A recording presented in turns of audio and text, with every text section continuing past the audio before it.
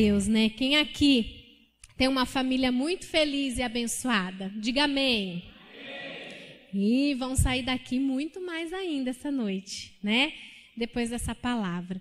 Semana passada, que nem o pastor estava falando, tá aqui o nosso presente simbólico, né? Família, um presente de Deus. Está simbólico aqui o nosso presentinho pequenininho. Mas hoje nós vamos dar continuidade, né? Dessa segunda mensagem que é construindo um casamento feliz. Coloca pra gente aí, Dani. Construindo um casamento feliz. Como que se faz para construir um casamento feliz? A semana passada foi dado início com a primeira palavra, falamos sobre o romance real, né, que é algo que funciona, que a gente aplica aqui aos jovens que querem começar um relacionamento, né? E hoje nós vamos descobrir, depois que passa essa fase do romance real, quando se casou, o que fazer para construir um casamento feliz. E eu queria pedir a ajuda de um casal. Vocês estão vendo aqui hoje a nossa surpresa? É essa mesa aqui com esses bloquinhos de Lego, mas não é que ninguém vai brincar, não é que ninguém está doido, não. Vai enfeitando a igreja com, né? Eu queria pedir a ajuda do Reinaldo e da Eliane, para que eles possam estar vindo aqui, que eles vão me auxiliar, vão me ajudar numa dinâmica essa noite. Enquanto isso, vamos abrindo a nossa Bíblia lá em Provérbios 24, 27. Nós vamos ler Provérbios 24, versículo 27. Provérbios, o livro da sabedoria, né? Se você quer adquirir sabedoria, conhecimento, postura, né? Como ter boas atitudes, leia Provérbios, que é o livro da sabedoria, né? A sabedoria é algo que a Bíblia fala assim, que se nós pedirmos, Deus dá deliberadamente, né? É algo que ele não nos nega. Aí esse casal abençoado, gente, que pode vir aqui, ó. Eles vão me auxiliar numa dinâmica, um casal que são líderes de células abençoados, né? Estão dando muito fruto, tem um casamento abençoado, são um modelo aqui pra gente, viu? Eu queria pedir o seguinte, eles vão me auxiliar numa dinâmica. Então, antes disso, vamos ler Provérbios 24, 27, que fala assim, ó. Termine primeiro o seu trabalho a céu aberto. Deixe pronta a sua lavoura. Depois, constitua família. Vou ler novamente. Termine primeiro o seu trabalho a céu aberto. Deixe pronta a sua lavoura. Depois, constitua família. Então, tá, esse provérbio, esse versículo está dividido em 3 partes. Mas 3 partes que são, assim, instruções preciosas para você ter um casamento feliz, um casamento que realmente está fundamentado em Deus, que está debaixo de Deus, né? Que para você ter certeza que foi gerado na vontade de Deus. Então, Eliane, Reinaldo, vocês estão vendo aqui esses bloquinhos de Lego. Eu queria conseguir algumas pecinhas de casinha mesmo, algumas coisinhas, mas vocês agora não são casados agora. Você, a Eliane, jovem, solteira, Reinaldo, praticando romance real. Eles ainda não estão casados. O que eles vão fazer? Cada um de vocês, separadamente, cada um do seu jeito, de acordo com a sua personalidade, seus gostos, vocês vão montar, cada um construir a sua casinha. Cada um vai construir uma casinha. Fique à vontade, vai fazendo do jeitinho de vocês, tá bom? Enquanto isso, nós vamos tocando o negócio aqui, tá bom? Eles vão construir ali, cada um a sua casinha. Eles não são casados, né? Cada um tá o quê? Na sua casa, com a sua personalidade, com seus gostos, sua preferência. Eles não estão casados ali, são 2 jovens solteiros, tá? Então, quais são os 3 pontos importantes que esse provérbio nos fala? O primeiro dele, termine seu trabalho a céu aberto. O que é terminar o trabalho a céu aberto? É algo diretamente para o jovem solteiro, né? Eu sou jovem, mas eu sou casada, né? Não, brincadeira. Né? Para o jovem solteiro, né? Termine seu trabalho a céu aberto. O que esse provérbio de sabedoria nos diz? O que ele quer nos dizer? que enquanto estamos solteiros, enquanto nós somos jovens, solteiros, todos nós precisamos construir uma casa. Mas qual casa que é essa? A nossa vida, né? Quando nós somos jovens, temos vigor, somos solteiros, nós vamos construir a nossa vida, né? É a construção da nossa identidade, é onde você vai trabalhar a sua autoestima, é onde você vai se descobrir em Deus, quem você é em Deus, a certeza da sua identidade em Deus. Você vai se firmar, você vai investir na sua vida, você vai construir a sua vida. Você tem seus sonhos, seus projetos, suas realizações, você tem aquela bagagem, aquela herança, né, da criação dos teus pais, e é isso que você faz, é isso que esse provérbio está falando.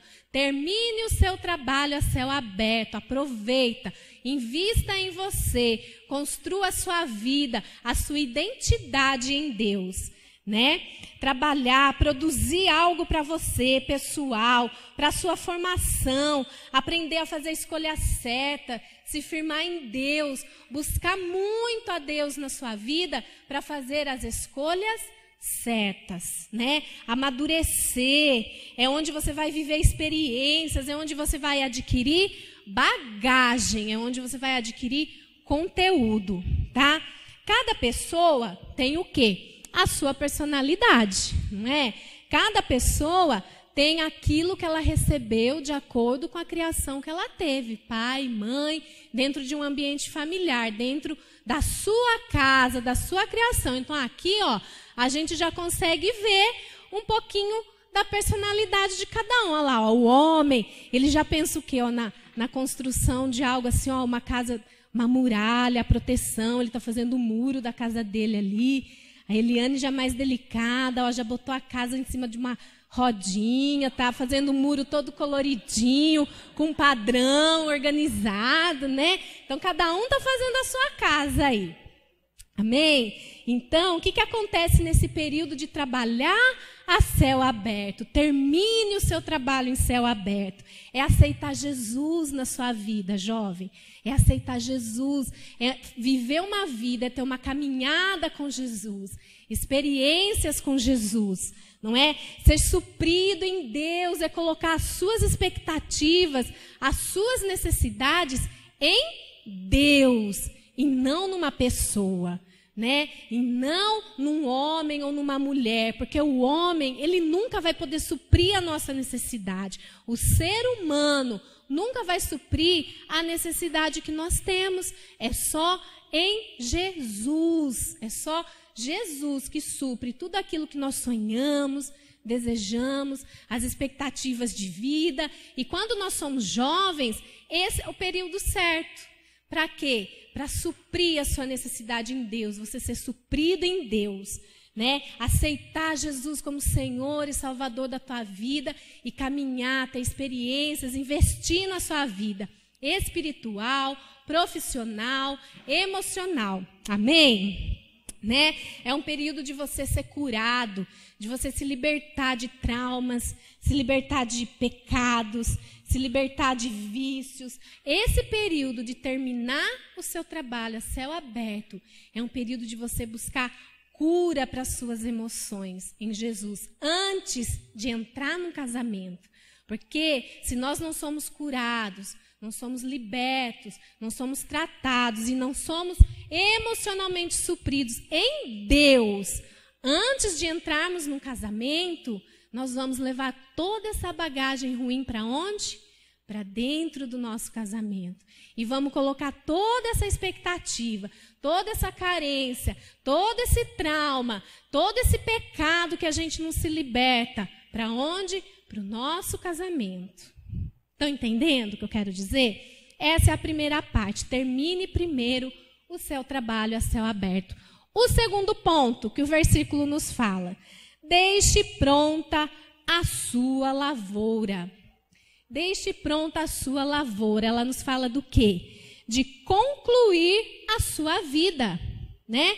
Isso ainda para o jovem solteiro que pretende se colocar num romance real para daí então casar, constituir família. né? Deixe pronta a sua lavoura, fala de concluir a sua vida. Nós temos que o quê? Terminar uma faculdade. Não é? É tempo de você investir.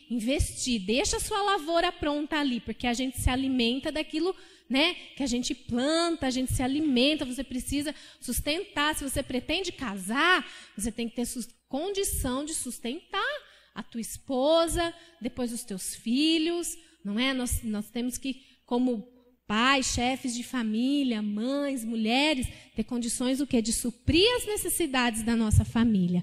Né? Então, deixe pronta a sua lavoura. Não entre num relacionamento, não entre num casamento sem ter as condições de manter esse casamento, não é?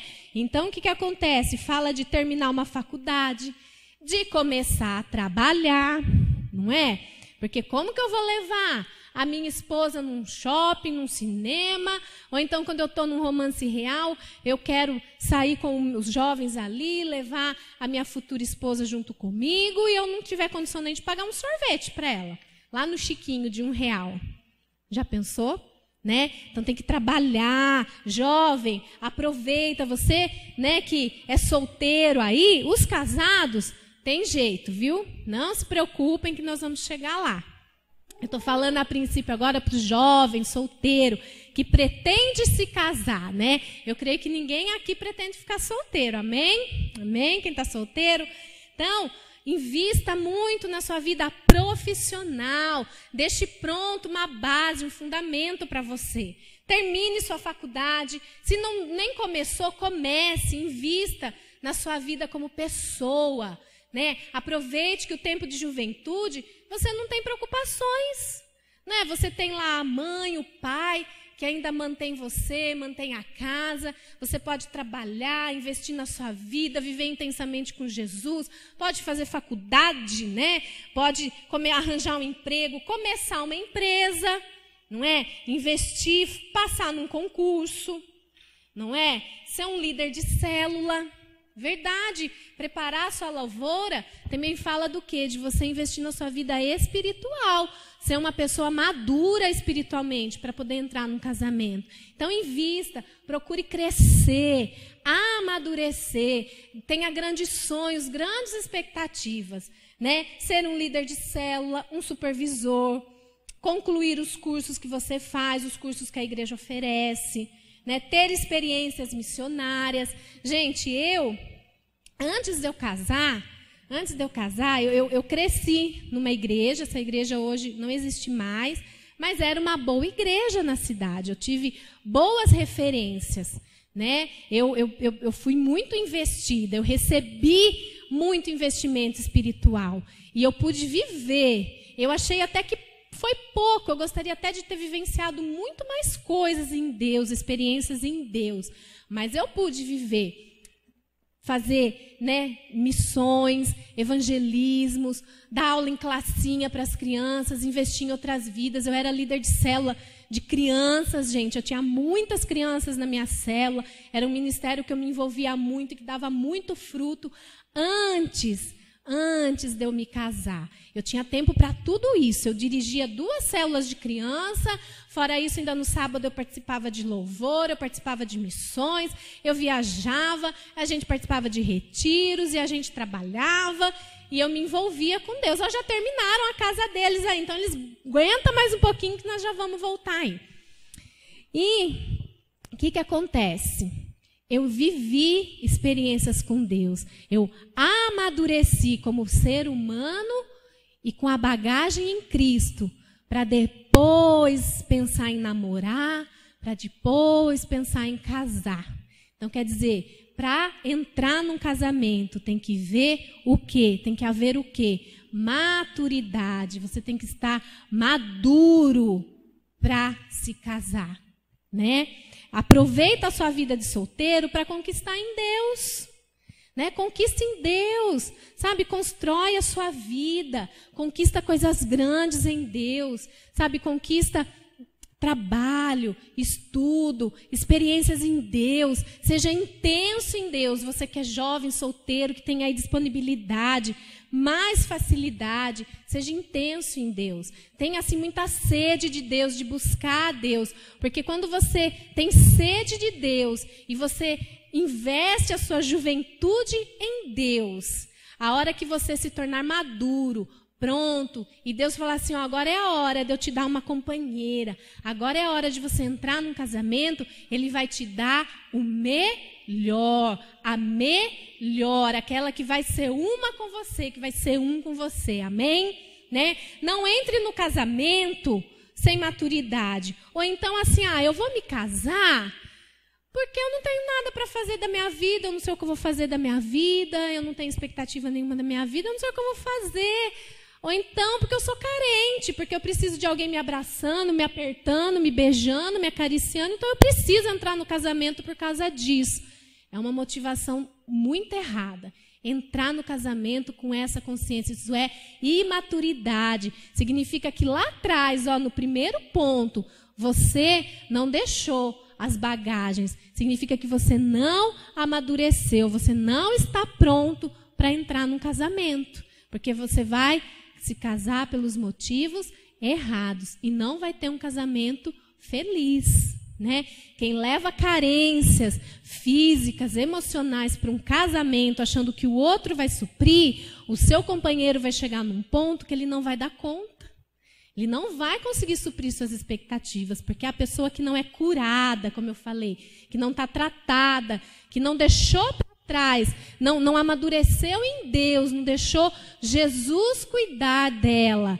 Antes de entrar num casamento, ela vai levar tudo isso para o casamento e vai exigir que o cônjuge, o marido, a mulher, supra isso. E não vai acontecer, você vai se frustrar.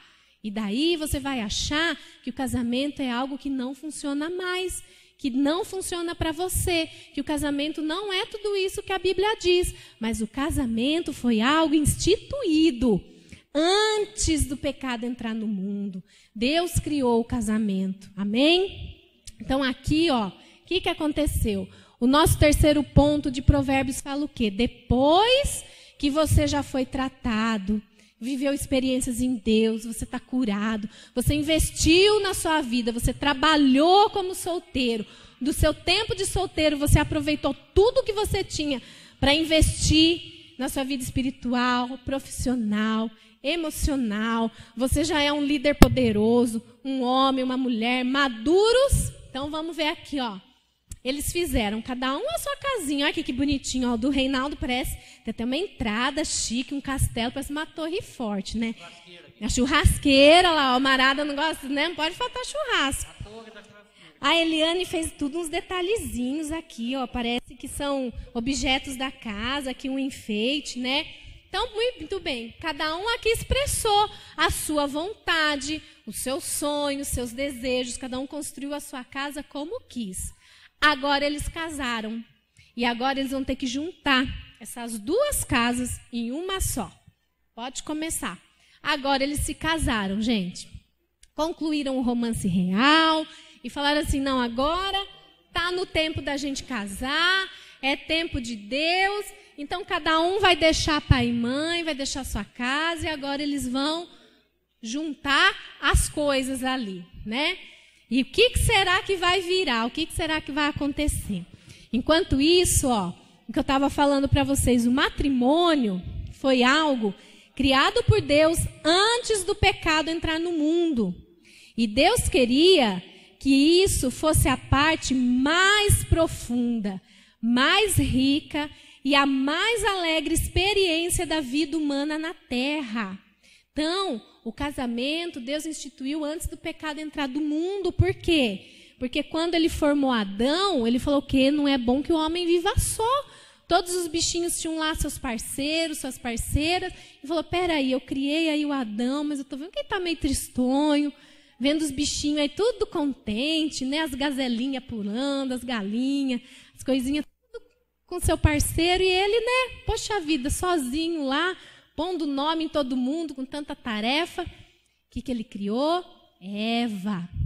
né? Fez uma companheira para Adão. Né? Eva devia não ter celulite, estria, nada, né? Devia ser top, né? Que pena. Mas, por que daí você me pergunta, mas Paula, por que então o casamento é algo que está falido? Não está, não. Não está, não. Se assim não acontece, se o seu casamento não é uma experiência muito alegre, muito feliz, totalmente realizado, totalmente cheio de Deus, a culpa é sua. Não é culpa do casamento em si, porque o casamento foi algo criado por Deus e é algo que é para dar muito certo, é algo que é para nos fazer muito felizes, é algo para nos tornar muito realizados. Se assim não acontece, não é culpa do casamento em si, mas daqueles que adentram nele descuidadamente e falham ao cumprir suas exigências. Entrar num casamento tem exigências, responsabilidades, né? Quando você é solteiro, mora na casa de papai, de mamãe, quem paga água, luz, telefone, mercado, não é? Você não é responsável por essas coisas. A partir do momento que você se casa, você tem a sua esposa que você tem que cuidar, manter, amar, não é? E fora as responsabilidades de uma casa, de uma família, de filhos. Então, se o seu casamento, se o casamento de muitas pessoas que nós conhecemos não dá certo, não é culpa da instituição casamento, mas das pessoas que entraram despreparadas, né? Quebrando princípios, levando algo errado ainda na sua vida dentro do casamento. Lembra que eu falei? Para você entrar num casamento, você tem que estar livre de pecados, né? Tem que se livrar de práticas que você comete, de pecados. Você tem que estar curado, suprido em Deus, para não levar carências para o casamento. Tudo isso torna o seu casamento infeliz. Não vai dar certo, não é? Então, o casamento em si foi algo criado por Deus. Olha lá, eles terminaram aqui e ficou uma big de uma casa, né? Aumentou o patrimônio, compraram carro. É isso aí, gente. A partir do momento que a gente se casa, a gente se torna um. Eles não deixaram de usar nada que tinha aqui. Mas, algo importante, eles adquiriram mais coisas. Olha, casal abençoado, casona grande. Mas uma coisa que acontece muito depois que nós nos casamos é a renúncia. É a renúncia. Eu tenho certeza que a Eliane, o Reinaldo, quando decidiram se casar, tiveram que renunciar a muitas coisas, né? A gente renuncia, talvez, gostos, a sonhos, né? A gente renuncia a pecados, vícios, a gente renuncia a muita coisa para poder entrar num casamento, né? Para poder constituir nossa casa, nossa família. Amém. Obrigado, viu? Quantos anos de casado?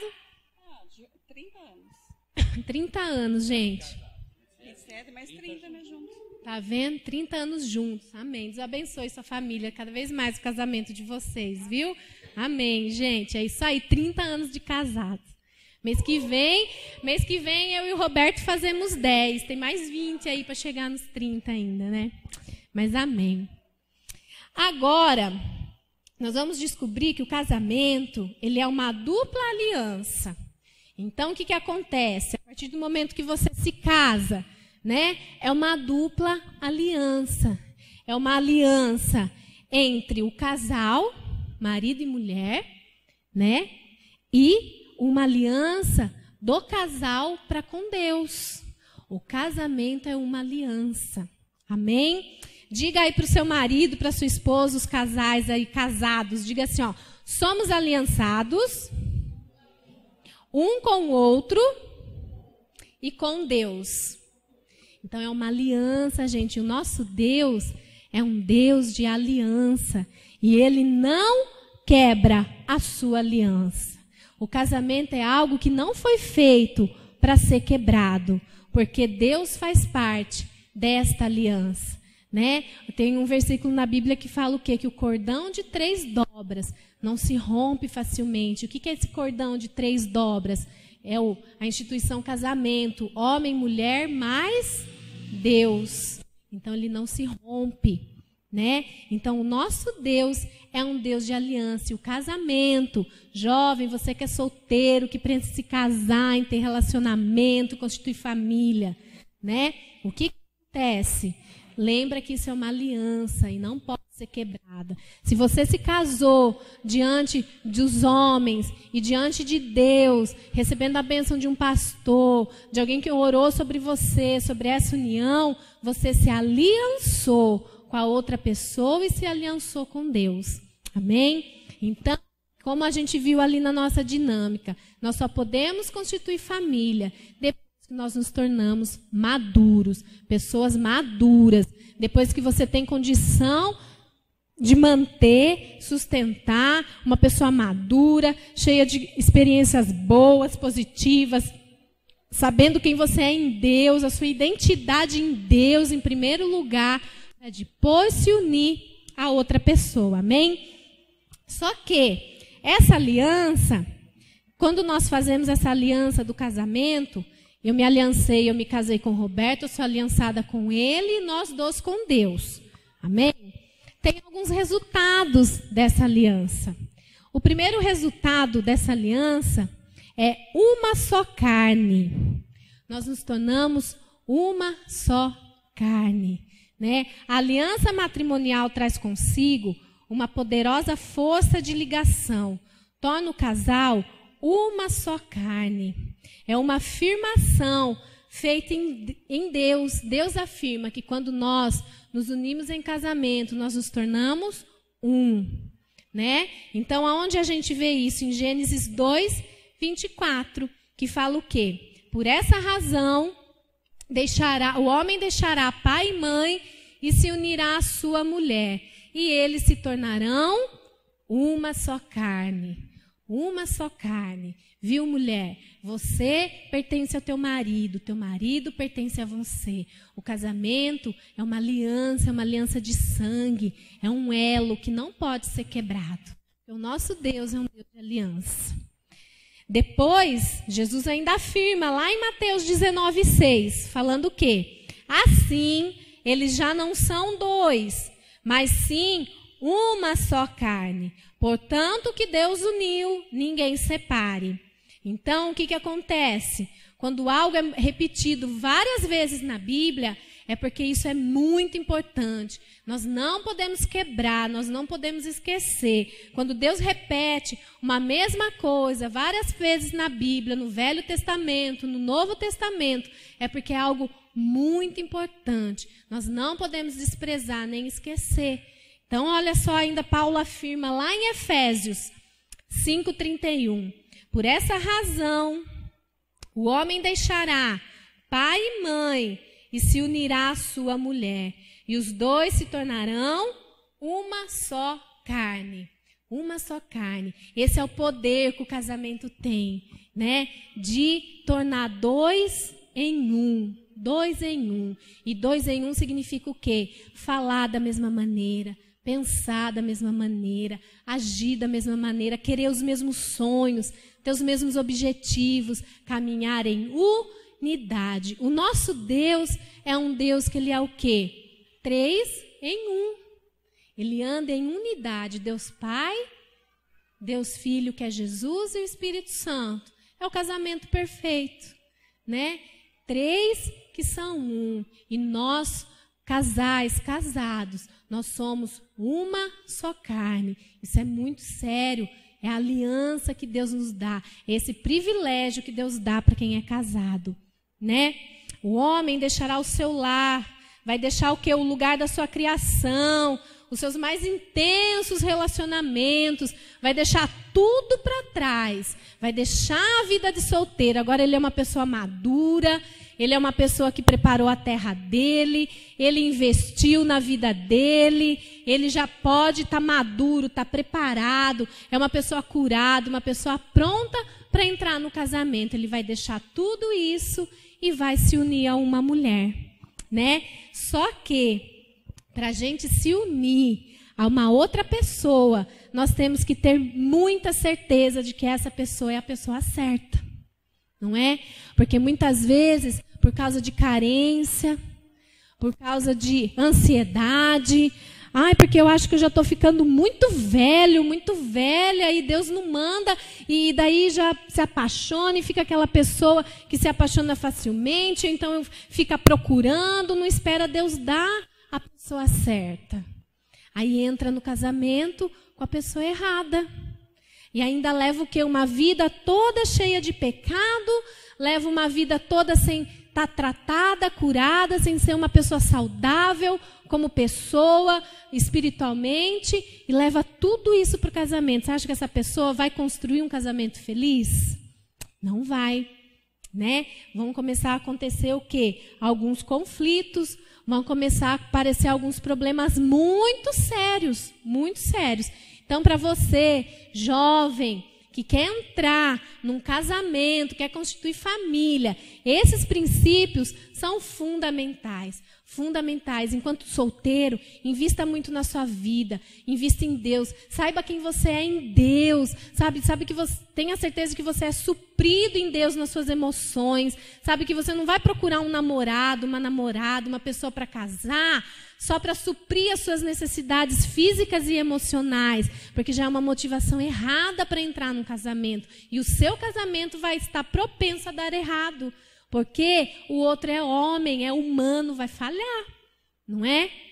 Então, o que acontece? Tenha certeza de que é a hora certa e a pessoa certa. Amém? Né? Então, o que acontece? O homem vai deixar aquela vida de solteiro, vai deixar a casa da mamãe, do papai e vai se unir à sua mulher. Isso significa que a sua esposa, marido, é a pessoa mais importante da sua vida. Ela é a pessoa mais importante que qualquer outra pessoa. Sabia? A partir do momento que você se casa, a sua esposa, o seu marido, é a pessoa mais importante da sua vida. Tá? Isso não significa que ela vai deixar ou desprezar as outras pessoas. Mas o mais importante para você casados que estão aqui, não é mais a sua família antiga, pai, mãe, irmãos, não é mais o seu trabalho, não é mais as suas vontades, não é mais a sua vida própria. A pessoa mais importante é a sua esposa, seu esposo. E, então, Paula, você está dizendo que nós vamos desprezar nossos pais? Não. Nós vamos continuar honrando, amando, respeitando, suprindo até financeiramente, se os nossos pais precisarem. Mas eles não serão mais importantes que a sua esposa e o seu esposo. Por quê? E aí é onde eu vou dar o meu testemunho pessoal, gente. Mas antes disso, ressaltando aí o fato de você ser uma só carne. Tem um grande pregador que ele se chama Thomas Adams. E ele diz assim numa frase dele: assim como pela criação Deus de um fez dois, pelo casamento ele de dois fez um. Quando pela criação de um ele fez dois. Quando ele criou Adão, de Adão ele fez Eva, sua companheira, sua amada, lindona, top model lá do Éden, né? E a partir do momento, pelo casamento, a partir do momento que o pecado entrou no mundo, pelo casamento, dois, Deus torna um.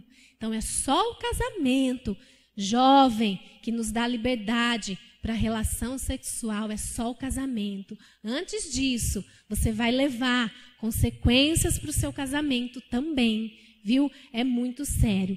E é onde eu quero deixar o meu testemunho, o meu do Roberto, diante de algumas experiências. Eu estava compartilhando no discipulado, com uma discípula minha essa semana, tirando umas dúvidas sobre casamento dela, né? Algumas coisas que eu falava assim, né? Eu contando que eu não entendia por que nós, eu e o Roberto, estávamos passando por certas situações no nosso casamento. Se, mesmo sem ter, gente, todo esse conhecimento, esse apoio, não tivemos não, viu?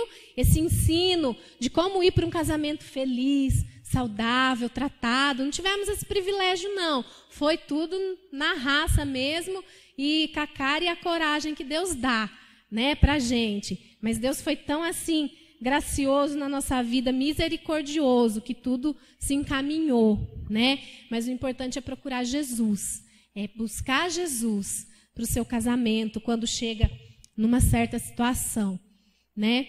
Então, diante disso, o que acontecia? Se você tem dificuldade, né? Você se casa e você tem dificuldade de deixar de comer na casa da mamãe, de pedir ajuda para o papai, de pegar dinheiro de pai e mãe, isso vai gerar o quê? Alguns conflitos no seu casamento, entre esposa e mãe, marido e pai, e vice-versa. Por quê? A Bíblia fala claramente, por essa razão, lá em Efésios 5:31, o homem deixará pai e mãe e se unirá à sua mulher, e os dois se tornarão uma só carne, deixará pai e mãe.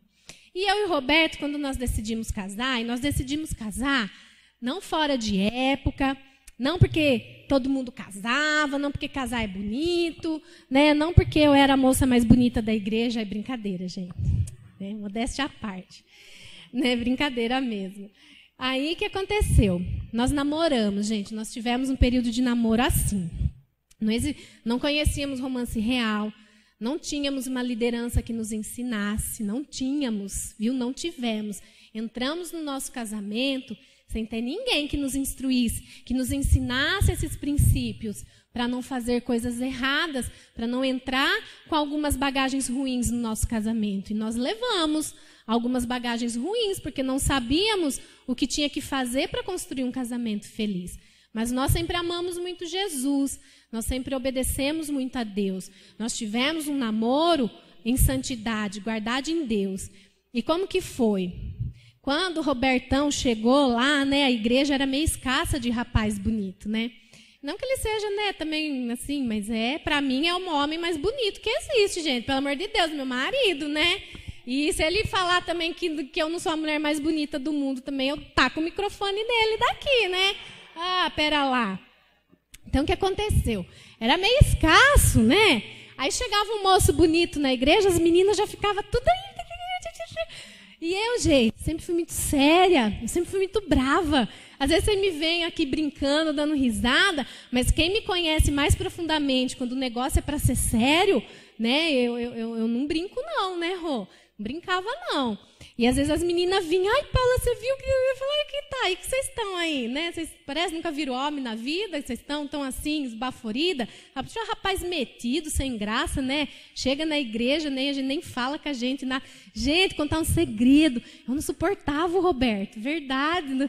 Ai, e nessa época eu gostava, tinha uma paixonite, jovem, solteira, você sonha, né? Você busca algumas coisas em Deus. E tinha um outro rapaz na igreja que era bem disputado também. Mas eu ficava quietinha na minha, eu orava, né? É lógico que é assim, nós temos que deixar vestígios, né, meninas? Mas assim, não ser oferecidas. Mas eu ficava quietinha na minha, eu orava, porque eu sabia assim, Deus, se o Senhor, que conhece o meu coração, que sabe todas as coisas, o Senhor vai direcionar. Né? O Senhor vai fazer com que tudo dê certo, o Senhor vai levar para o caminho certo, né? E não gostava dele não, e as meninas tudo oriçadas, né? Tudo desesperada, era uma disputa, gente, vocês não têm noção. Eu dava risada, eu falava, vai bando de mané essas meninas, né? Mas que tonteira. Por quê? Eu estava numa fase assim, que eu queria estudar, eu estava investindo na minha vida, eu queria servir Jesus, sabe? Eu queria ser poderosa em Jesus, eu queria fazer grandes coisas para Jesus, eu tinha grandes sonhos, grandes expectativas em Jesus, tanto para a minha vida espiritual como profissional, né? E, gente, pensa, que desespero, as meninas tudo assim, e eu não gostava desse rapaz, gente, ele vinha às vezes, acho que pro lado, na rodinha dos jovens, as coisas assim, eu já, dava linha, gostava, né? E com essa, tinha uma pastora de jovens na igreja, gente. Ela era meio assim, uma santa casamenteira. Não sei o que acontecia, né? Ela mesma não casou, mas tem maneira de querer casar os outros. Ai, que não sei o que, vinha com aquelas conversas, mas eu sei de alguém que está de olho em você. E eu falei, pode estar, não quero saber. Falei, eu agora não quero namorar, não estou afim de ninguém, estou de boa na lagoa, estou tocando minha vida. Não veio me pegar pelo pé, né? Mas depois que eu vi que passou um período assim que eu investi na minha vida, isso eu tinha 18, 19 anos, era bem jovenzinha ainda, né? Aí eu comecei até a olhar com outros olhos depois para ele, porque eu vi que esse rapaz que eu orava não virava, não dava muito certo, e a gente quando está apaixonada chora, sofre, emagrece, né? Ai, gente, que coisa, não precisa nada disso, né? Aí eu falei, ai Deus, tira do meu coração que eu não quero saber, esse rapaz também é muito metido, deixa ele para lá. Eu vou viver minha vida com Jesus, né? E nesse período, gente, investindo na minha vida, tá? Eu era muito assim, como que eu podia falar? Eu era muito ativa na igreja, me envolvia nas coisas mesmo, me enfiava de cabeça, gostava de estar envolvida e pronto, acabou, né? E não queria saber de relacionamento. E o Roberto, diante disso, sabendo que eu não dava muita bola também para ele também não avançava o sinal, não. Ele ficava quietinho na dele, viu? Ele não dava sinal, não fazia nada, né, Rô? Ficava quietinho. Ainda até quando foi assim que eu senti no meu coração, que eu falei assim, ai Deus, o que está acontecendo, né? Não gosto desse rapaz, eu não vejo nada demais nele assim. Não quero, não sei se é, mas Deus começou a gerar. Deus começa a colocar sentimento no seu coração. E você sabe quando vem de Deus, sabe por quê?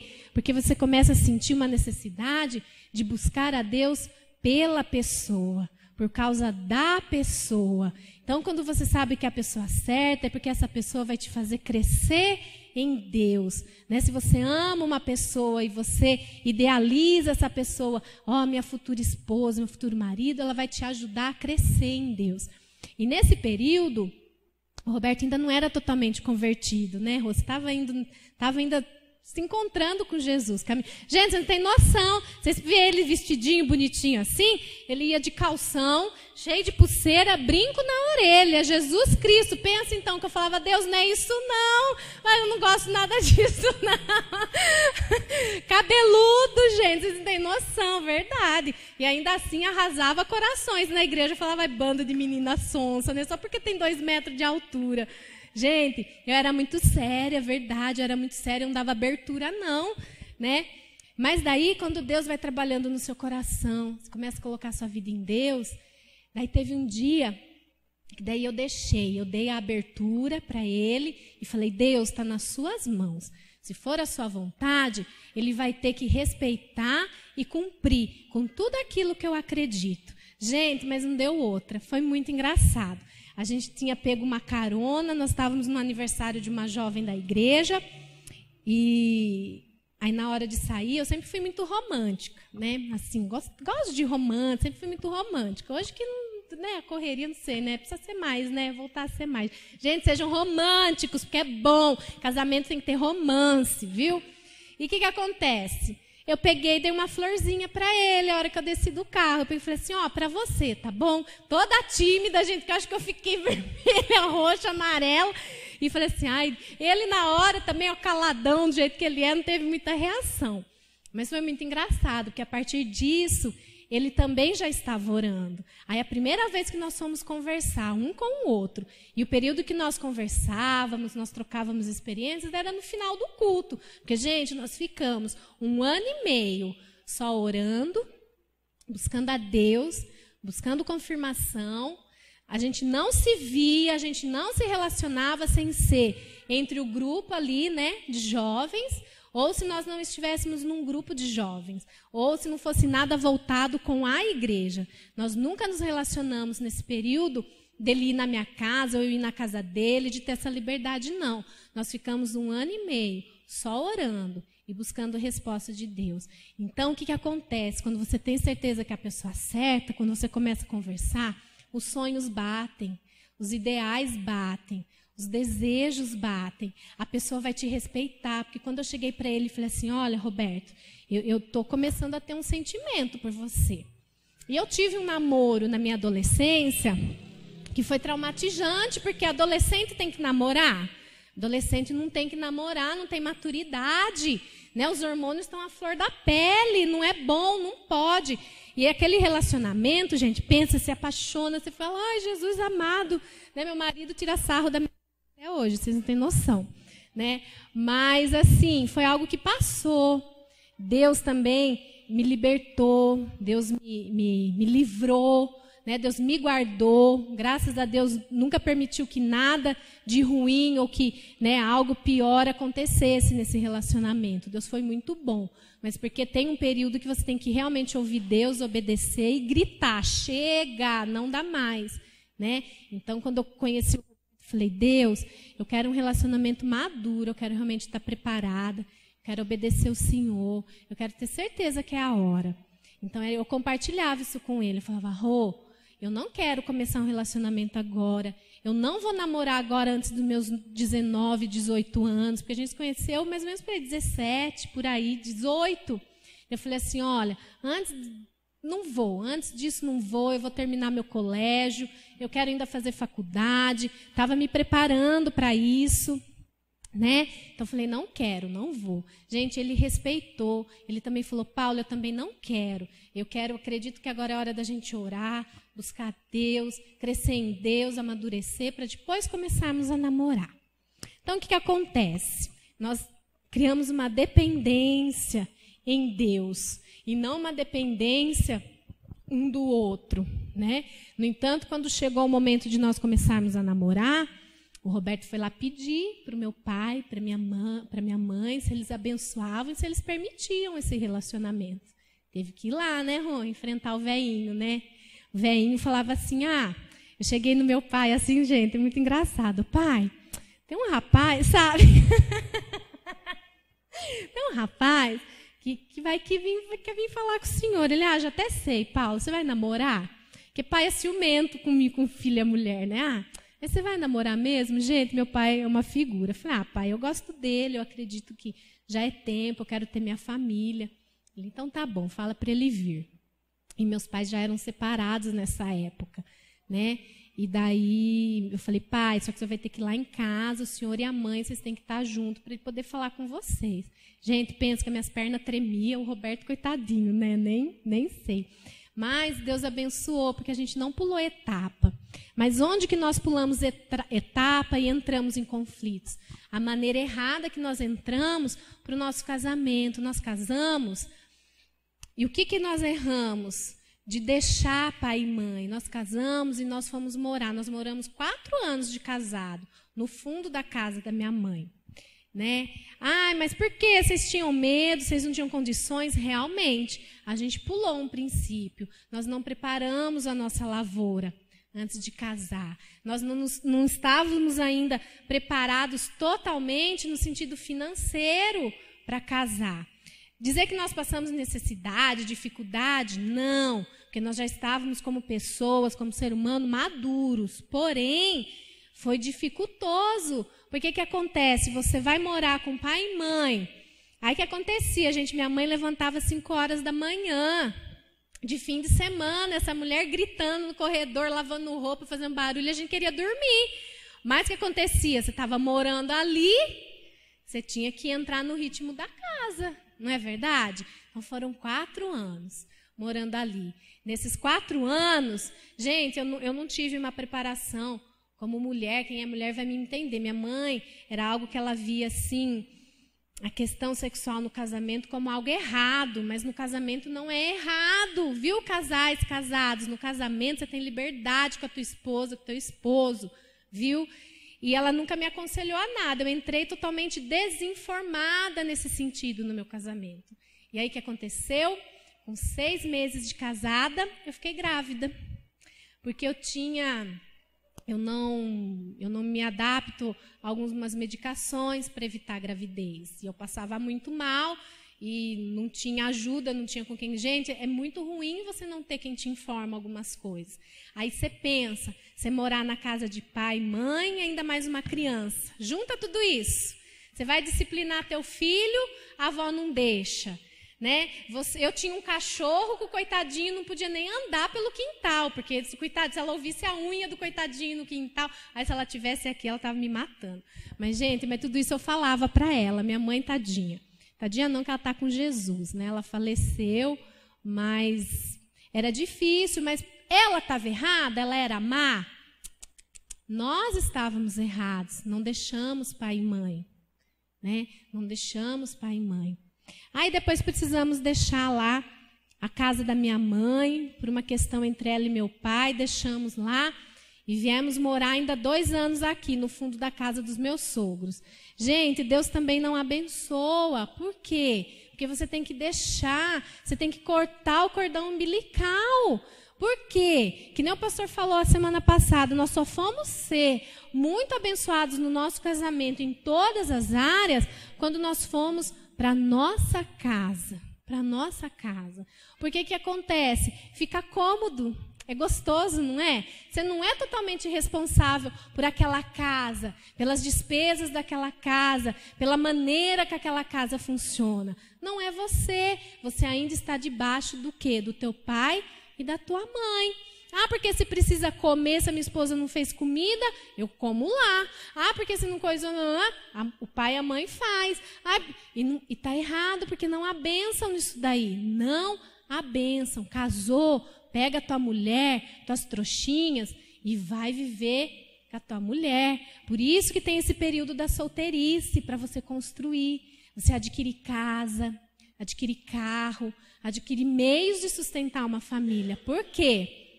Se você entrar num casamento sem ter essas coisas, morar com pai e mãe, você não vai ter um casamento feliz. Entra em crise. Entra em crise. Foi um período negro na minha vida e do Roberto, que nós entramos em crise, né? E de quem era a culpa? Dos nossos pais? Não. Ah, do casamento que é algo falido? Não. Nós que pulamos algum princípio, pulamos algo muito precioso antes de ir para um casamento. Amém? Quando você se casa, você deixa também o quê? A sua vida egoísta. Você deixa a independência e o egoísmo, porque para você se casar, para ser feliz, o princípio fala de casar para fazer o seu cônjuge feliz. Eu não me casei para fazer a Paula feliz, eu casei para fazer o Roberto feliz. E ele é a mesma coisa, não é? Então aí tem que ficar de fora o quê? O egoísmo. O egoísmo, a independência. Já não existe mais a Paula solteira ou o Roberto solteiro. É uma só carne, é uma aliança. Então não existe mais o eu ou ela. Somos nós. Então nós temos que deixar. E onde está escrito isso na Bíblia? Lá em Gálatas 2:20, fala assim: logo já não sou eu quem vive, mas Cristo vive em mim. Efésios 5:28 e 29 fala a mesma coisa. Da mesma forma, os maridos devem amar cada um a sua mulher como o seu próprio corpo. Quem ama a sua mulher, ama a si mesmo. Além do mais, ninguém jamais odiou o seu próprio corpo, antes o alimenta e dele cuida, como também Cristo faz com a igreja. Então, maridos, o que acontece? Homens, vou falar especificamente para os homens agora. Sabe aquele marido, alguns cônjuges que só pensam em si? No seu descanso, no seu conforto, na sua beleza, não ajudam as esposas na tarefa de casa, né? No cuidado dos filhos, resolvem as coisas sozinhos, não compartilham com a esposa. Tudo isso é pecado e vai tornar o seu casamento infeliz. Você está tornando a sua esposa uma mulher feliz. Né? Muitas vezes, se a sua esposa se torna uma cobra cascavel, não é porque ela puxou para a mãe dela, é porque você não está cuidando direito da sua esposa, é porque você não está amando a sua esposa, você não está dando o que ela precisa, você não está fazendo a sua esposa feliz, você só está pensando em você. Aí ela vai se tornar, gente, uma cobra cascavel. Pisa no rabinho dela para você ver se vai tomar uma mordida. Não é verdade? E daí ainda fala assim para a esposa, é que puxou para a mãe dela, não é? Ela é igual à mãe dela. Misericórdia, misericórdia não é. É porque você não está cuidando da sua esposa como deve. Não está dando para ela o amor necessário. Não está suprindo a sua esposa no que ela precisa. Não é? Descansar, cansada. Gente, dona de casa, mulher. Às vezes você pensa assim, a sua esposa não trabalha fora. Mas levanta a mão aqui para mim, a mulher que não tem 1000 tarefas dentro de casa todo dia. Porque se você não tiver, me conta esse segredo que eu estou tentando descobrir. Gente, mulher, mesmo quem não trabalha fora, eu ainda trabalho fora, gente, me desdobro, ainda estou com barrigão ainda, estou com alguém aqui dentro de mim. Pensa todo dia para você dar conta de todas as tarefas. É puxado. Aí tem alguns maridos que pensam assim, ela não trabalha fora, ela não faz nada o dia inteiro em casa. Chega em casa do serviço, arranca o sapato e joga, ó, mulher, traz um copo de água aqui para mim. E a coitadinha já ralou o dia inteiro, já esfregou chão, lavou louça, lavou roupa, cuidou das crianças, tarefa de casa dos meninos, levou, buscou na escola, e o bonitão, porque trabalha fora, chega lá, não quero nem saber, ela não trabalha fora. Não. Tem que ajudar a esposa, maridos. Ajudem as esposas nas tarefas de casa, porque são tarefas que são cotidianas, não tem fim, são cansativas, né? São tarefas que ela precisa da tua ajuda. Chega em casa, perguntou, meu amor, que você precisa de ajuda? Onde que você está atrapalhada aí? A tarefa das crianças já estão pronta? Como que foi seu dia? Sabe, isso faz diferença. Isso faz diferença. Não é? Não ajudar nas tarefas de casa, não pensar no descanso da esposa também. E aqueles que resolvem as coisas sozinhos. Às vezes a mulher nem sabe de nada, quando vê tem alguém batendo lá no portão, ó, muda, vai saindo aí porque eu comprei sua casa. Às vezes me comprou minha casa como? O marido fez o negócio lá, ó, não consultou, não conversou, quando vê já fez o negócio. Não é? Não façam. Não façam, não resolvam as coisas sozinhos. Isso é algo que magoa muito a sua esposa, magoa muito. Quando você não participa ela, né, de algum projeto, de alguma decisão, não compartilhar as coisas com a esposa. Viu? Compartilhe, vocês têm que fazer as coisas de comum acordo. De comum acordo. Esses tempos atrás, aí, eu e o pastor, nós né, temos orado. Nós temos aí o sonho, o desejo de trocar de carro. Outra criança chegando, mas... né? Aí apareceu uma oportunidade. Todo mundo, não, mas é boa. Eu falei, vamos orar. Né, Rô? Vamos orar. Oportunidade tem, tem jeito, tem. Humanamente olhando, não era difícil nem impossível, mas fizemos um propósito com Deus. Vamos orar. E se for assim, assim, assim, é a vontade de Deus. Não aconteceu. Nós oramos. Então, era para se fazer o negócio? Não. Não é? E se tivéssemos feito? Ou se o Roberto tivesse falado assim, não importa o que a Paula pensa, vou lá e vou fazer. Jesus, né? Não façam isso, não. Agora, mulheres. Mulher é um bicho complicado, né? O Roberto fala assim, Paula, eu não te entendo, tem hora. Eu falo, mas não precisa entender, né? Precisa entender. Não, precisa sim, viu, mulheres? O que acontece? Nós queremos, às vezes, fazer as coisas do nosso jeito. E se não é do nosso jeito... e bate o pé, embirra e faz bico pro marido e fica nervosinha e é grossa com o marido e... Não, é pecado, mulher, não façam, não queiram só as coisas do seu jeito, do seu jeito. Gente, eu era assim, o Roberto passou um aperto comigo no comecinho de casada, porque se não era do jeito que eu queria, do jeito que eu queria, porque eu queria aquilo, se não tinha aquilo que eu queria, fazia birra igual criança, olha que coisa feia. É feio, né? Não façam as coisas do seu jeito, não. Não façam as coisas escondido. Tem mulher que faz as coisas escondido do marido. Eu vou guardar esse dinheirinho, ele não vai nem saber, não vai nem perceber, né? Pelo menos eu vou ter esse dinheiro aqui comigo. Eu vou comprar aquela coisa ali, não sei o quê, vai lá, passa o cartão e gasta. Quando o marido abre a conta do cartão, misericórdia! Não é? Não façam as coisas escondidas do seu marido. Não minta para o seu marido, isso é sério. Tem mulher que mente para o marido. Gente, já são... Olha, quem aqui me dá liberdade para mais 5 minutinhos? Estamos terminando, amém? Ninguém vai ficar, né? Não minta para os seus maridos. Tem mulheres que mentem. Mentem se o filho foi mal na escola. Mentem sobre o que estão sentindo. Mentem em vários aspectos, em várias coisas. Não minta. A Bíblia fala que o pai da mentira é quem? O diabo. E se você está mentindo, automaticamente você está se tornando filho de quem? Filha de quem? Do diabo. Gente, isso é sério, a palavra de Deus é séria. E está ali, né? Tem que haver acordo no casamento. Tem que haver acordo, né? Se você quer casar, você que é mulher, você que é jovem solteira, você quer casar, mas não quer ser esposa. Sabe o que é casar? Tem que ser esposa. Ser esposa significa servir seu marido. Você vai ter que lavar, limpar, cozinhar, passar, manter a casa em ordem, cuidar dos filhos. Você vai ter que servir teu marido. Seu marido não vai poder chegar na hora do almoço, do serviço, chegar lá e cadê a comida, mulher? Ah, não fiz, não estou com vontade de cozinhar.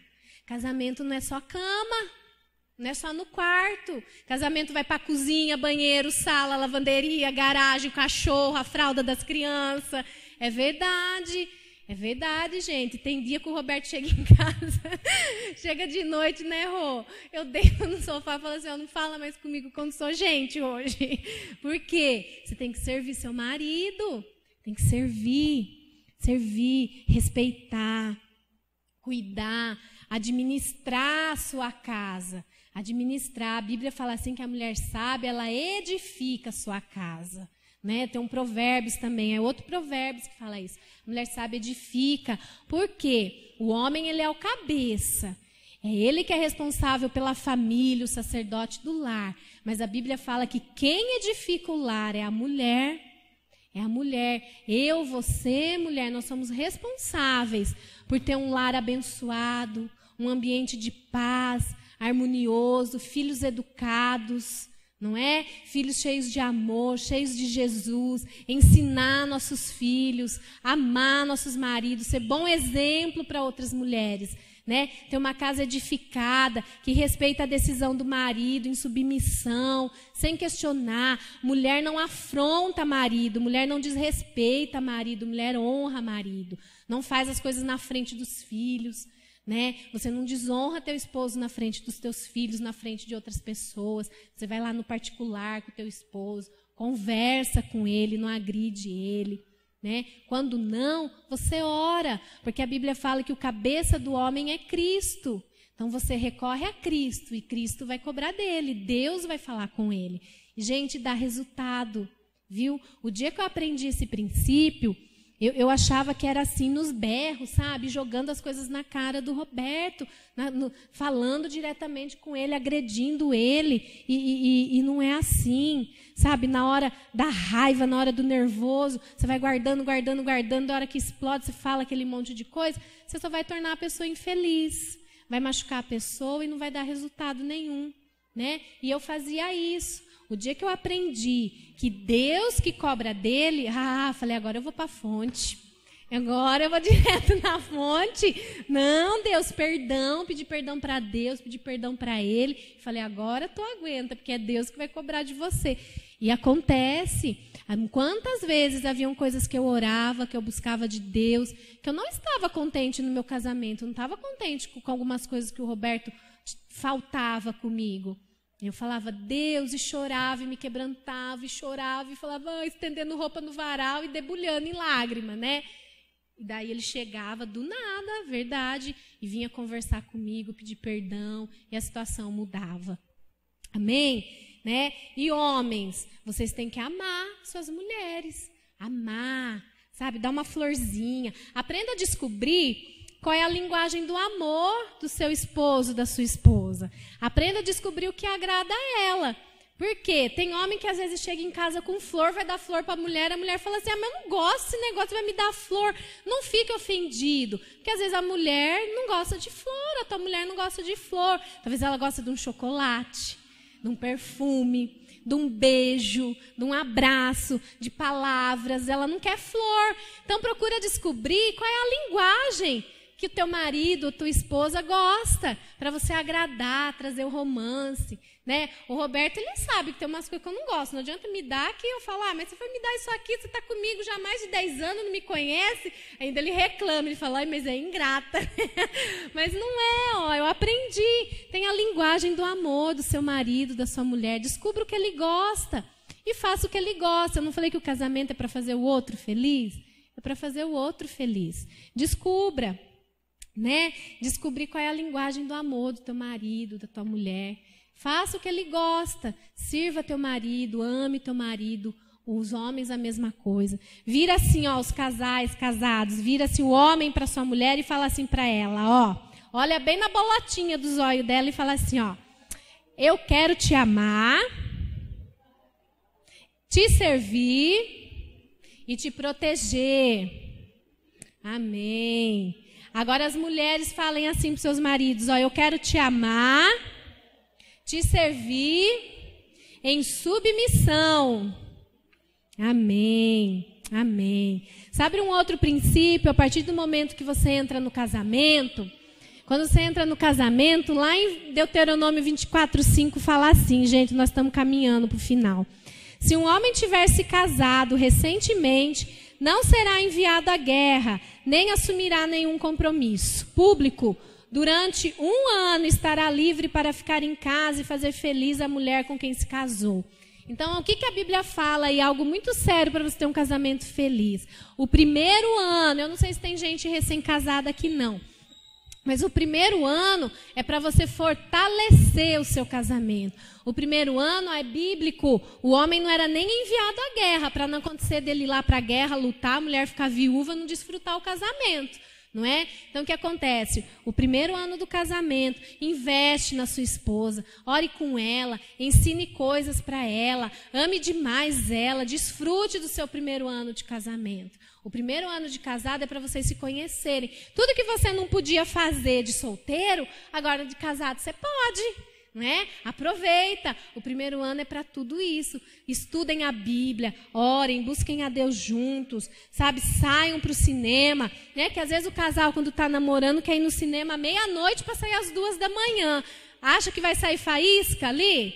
Não, só se o rapaz, né, não for muito homem e a menina tiver algum problema, porque vai sair faísca. Então agora, depois de casado, você pode ir no cinema de madrugada e abraçar e beijar, porque depois de casado pode. Aproveite esse primeiro ano de casado para fazer essas coisas, fortalecer o casamento, conhecer bastante um outro, conhecer bastante, investir um no outro, né? Se você quer ter uma mulher, que nem eu falei, uma mulher top, nota 10, investe nela. Se você não investir na sua esposa, você não vai ter uma boa esposa do seu lado. Aí você vai criar uma cobrinha, e não põe a culpa na sogra, porque não é culpa da sogra, hein?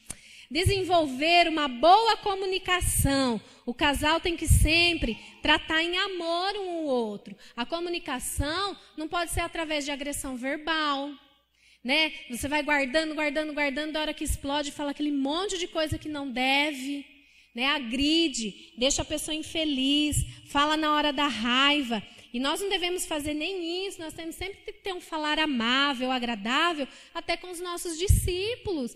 A gente não fala nada mandando, dando ordem, gritando de qualquer jeito, né?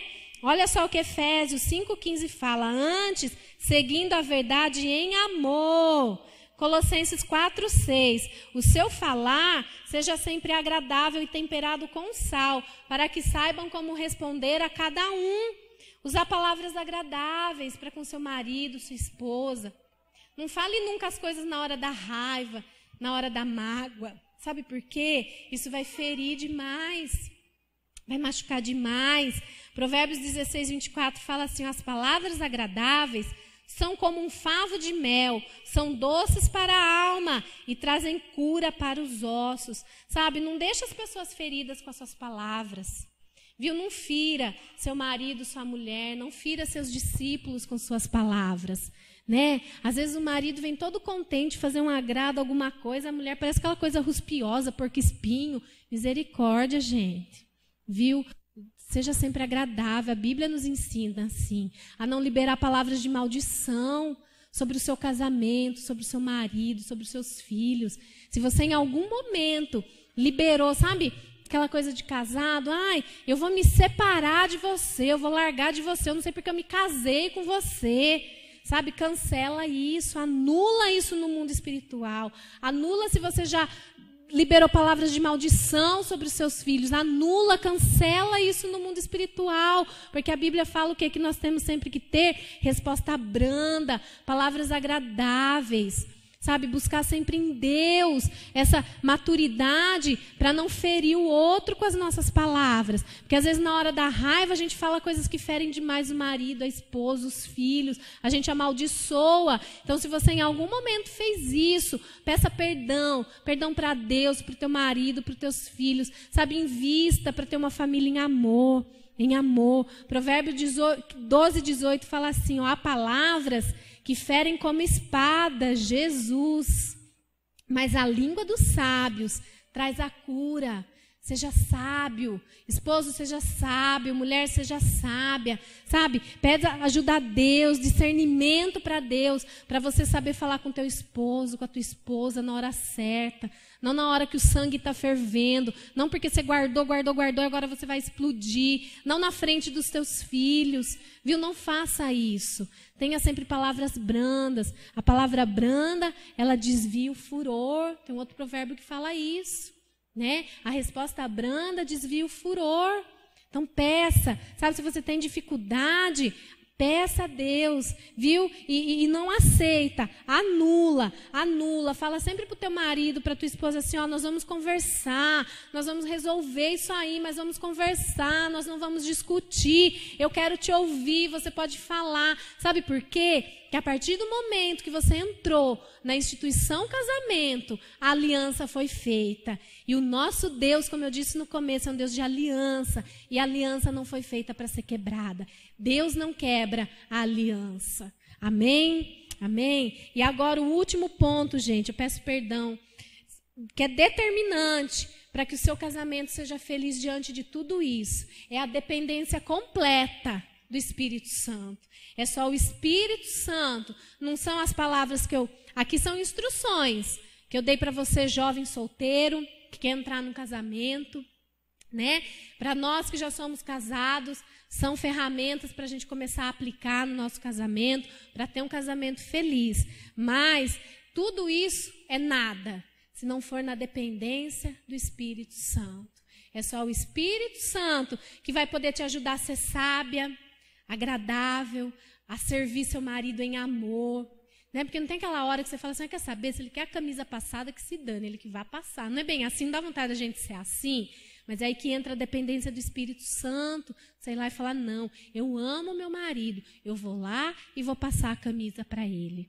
Né? Marido, amem suas mulheres, mesmo quando ela está naquele dia ruim, nervosa, ansiosa, sabe? Aprenda a calar, a saber o momento de falar com ela, o momento de perguntar o que ela tem, porque mulher é muito assim. Quando a mulher não quer falar, tem que respeitar.